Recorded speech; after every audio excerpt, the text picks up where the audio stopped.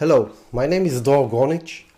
I'm a biofeedback practitioner at Aaron Rolnick's clinic in Ramat Gan, Israel, since 2008, and a co-creator of the Resonators system.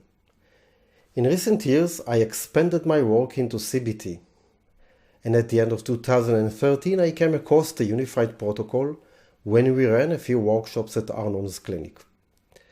I was giving homework to my patients and found that even the most studious patients had difficulties filling the forms on a daily basis. And as a team, patient therapist, we found it very hard to follow up on the progress and the full picture of what the homework results tell us. Another aspect was that the process was losing momentum from one meeting to the next.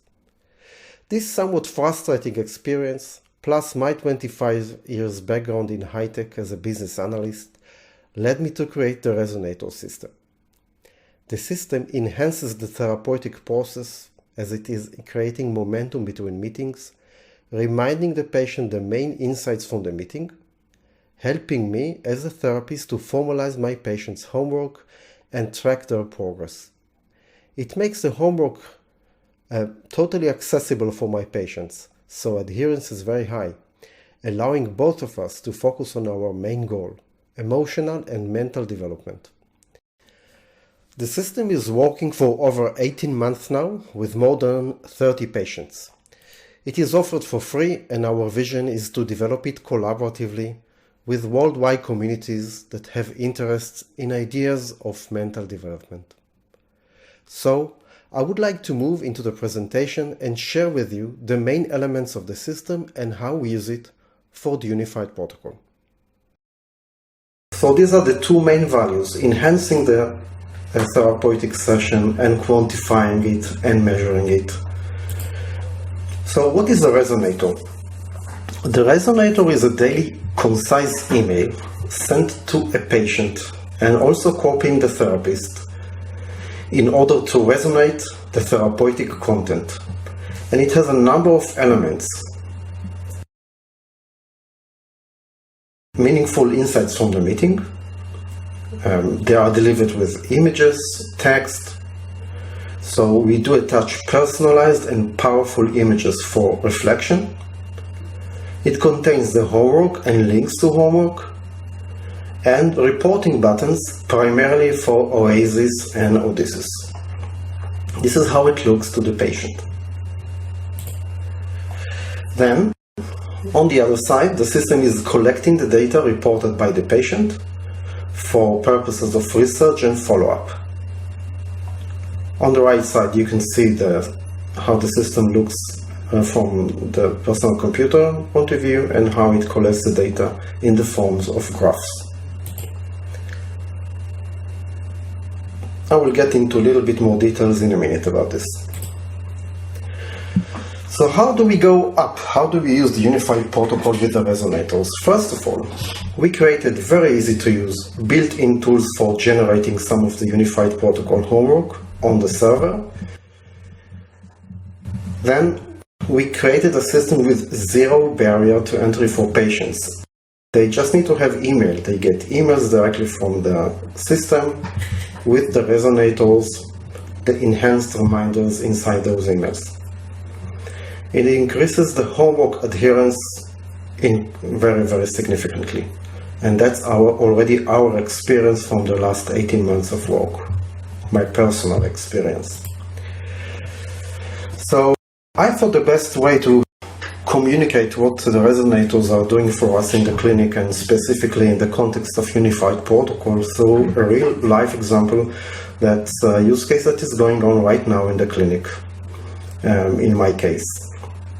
So I have this stuttering patient.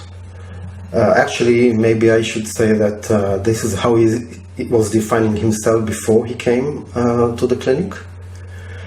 But step A was a process that took a few meetings to define the primary and secondary emotions, and all the emotion-driven behaviors, or at least the ones who were very relevant, immediately relevant to stuttering. So we had this session discussion where we negotiate how the resonators is going to look like, and this is what we came up with. The main generator, the primary emotion, the black hole, was blame. Blame generated low self-esteem because the patient blamed themselves for all kinds of flaws. Low self-esteem generated fear that everybody else will see what I'm seeing, how flawed I am. That, of course, generates anxiety that increases stuttering. And when I'm stuttering, then again I'm blaming myself. And then others for seeing my flaws. And that increases the strength of the vicious circle of blame and stuttering. So we negotiated the details of this image, the details of this flowchart, together with the content, other elements of the content of the resonator. And then step 2, and that's something I'm doing as a therapist offline on my computer, going into our server on the internet. I'm taking 2 minutes to create my resonator for this patient. Okay, and now I would like to show you how I create a reminder, a resonator in the system, and please focus on how easy it is to create. So I log into the system. I'm going into my followers area. We don't call them patients in the system, and that's my follower Eli Cohen. Not the real name, of course. So you see there is already one reminder there existing in Hebrew, and then I'm going to add another one, obviously in English in this case, regarding the stuttering and blame. So the title of the resonator is Curiosity instead of Second Wave of Blame. That's what we agreed when we created this chart.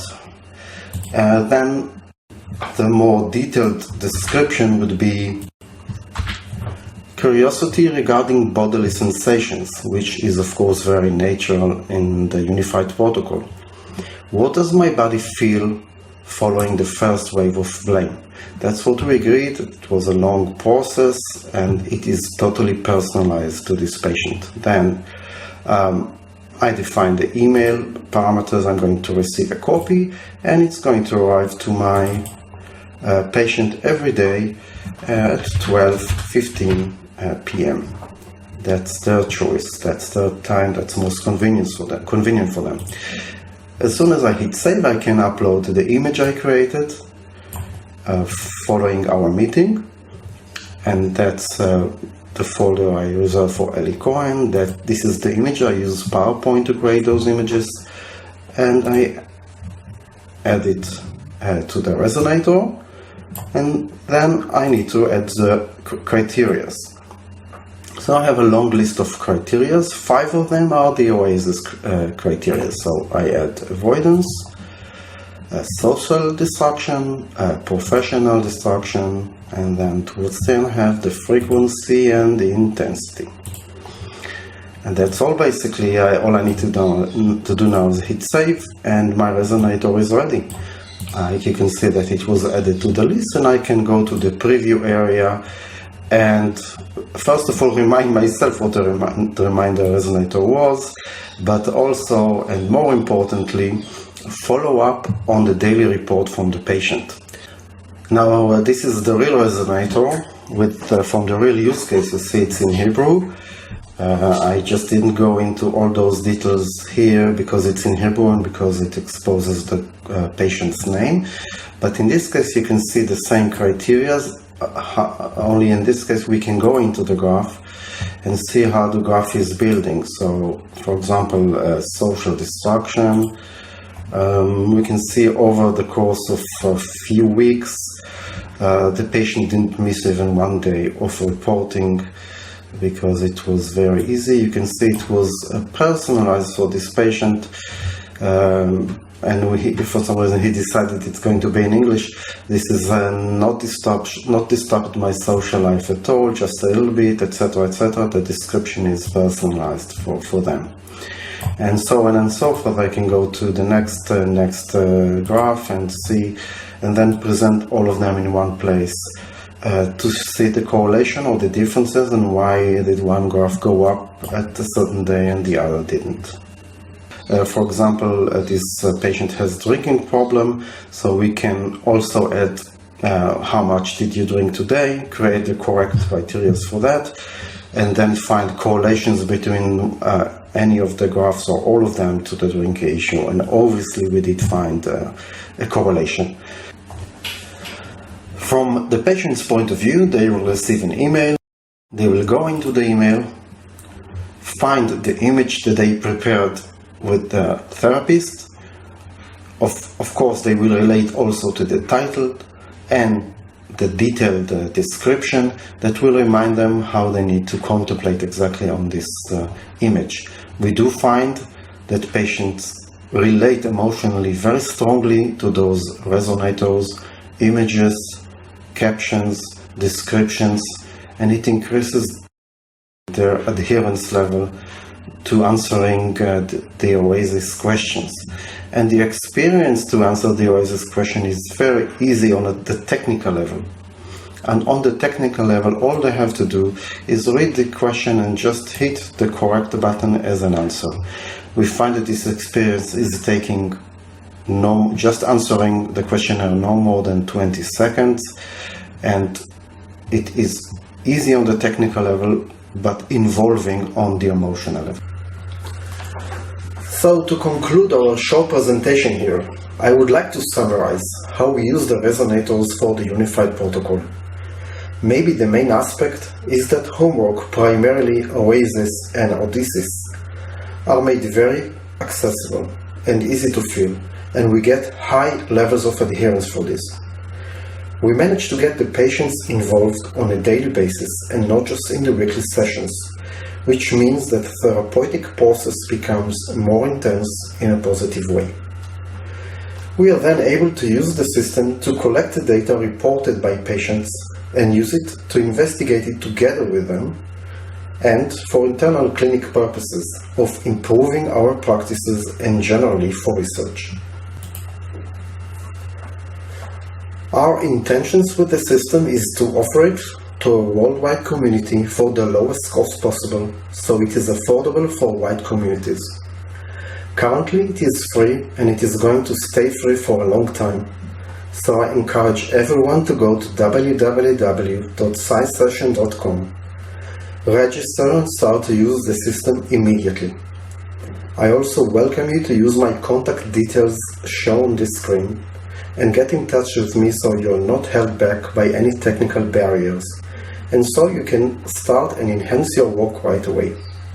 Thank you, and I hope to be hearing from you soon.